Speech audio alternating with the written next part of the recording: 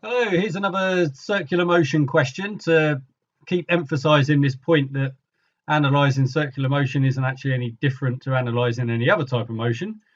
We've got a diagram here, so let's see what's in the question that isn't in the diagram. Particle P, mass 6 kilograms. So we can mark that on using our force arrows. So we've got 6G going downwards from P. Attached to one end of a light inextensible string, the string passes through a small smooth ring at O, right? So this is one string connecting P and Q. Second particle Q of mass 8 kilograms. So let's draw in an 8G arrow going down from Q.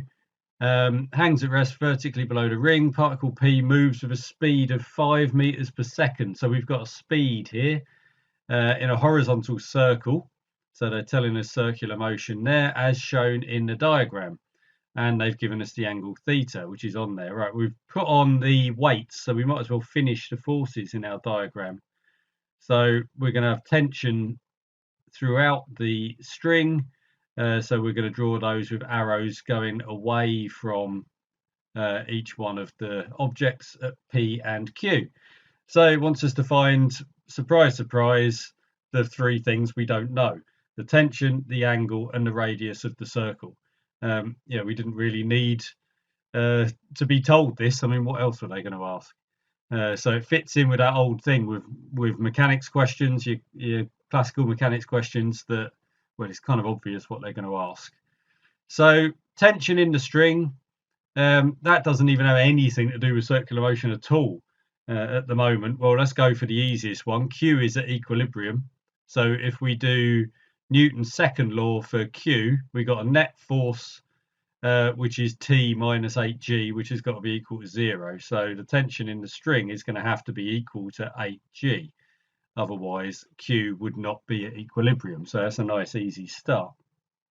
Now we need to find the angle. Well, we can resolve for P. We've already looked at the forces for Q, but P isn't moving in the vertical direction. It's told us here it's moving in a horizontal circle. So let's, for the second part, say, well, T cos theta has got to be equal to 6G, but we know that T is 8G, so cos theta must be equal to 0.75. So yeah, we just whap that into the calculator, which is what I'm doing at the moment. So theta is equal to 41.4 degrees. So that's fine. So again, we still haven't done anything yet with the circular motion part of this question. So I assume that's kicking in on the last part. Yeah, if we want to get the radius of this circle, then it's given us a speed. So this is where we can use our findings of circular motion analysis that we've done in the previous video. So we're still doing F equals ma. There's no change there. We're still doing our Newton's second law on this, but we know that we know what the acceleration is. That acceleration is going to be v squared over r. So the force towards our centripetal force in this case is provided by the tension component of the tension towards the center of the circle. So that force towards the center of the circle is our centripetal force.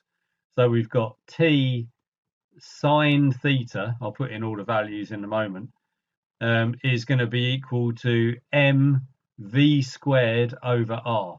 Now we know T, theta, m and v, so we're fine with all of this.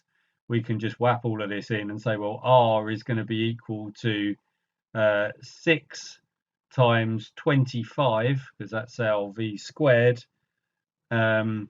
divided by, what was T again? That was 8G, divided by 8G times sine of 41.4 degrees.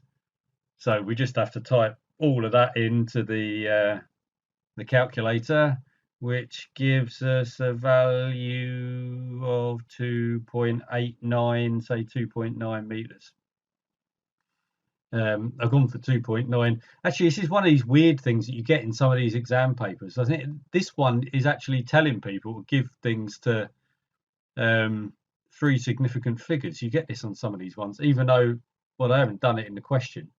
we've got a 6, an 8 and a 5. I mean, I'm a little loath to leave this as 2.9, but there you go. So yeah, not bad with this. I mean, you can see this is just like any other dynamics question, really, except we've just put in this special case that we know if it's moving in a circle, we already know what the acceleration must be. So it's just a little extension from what we're already doing.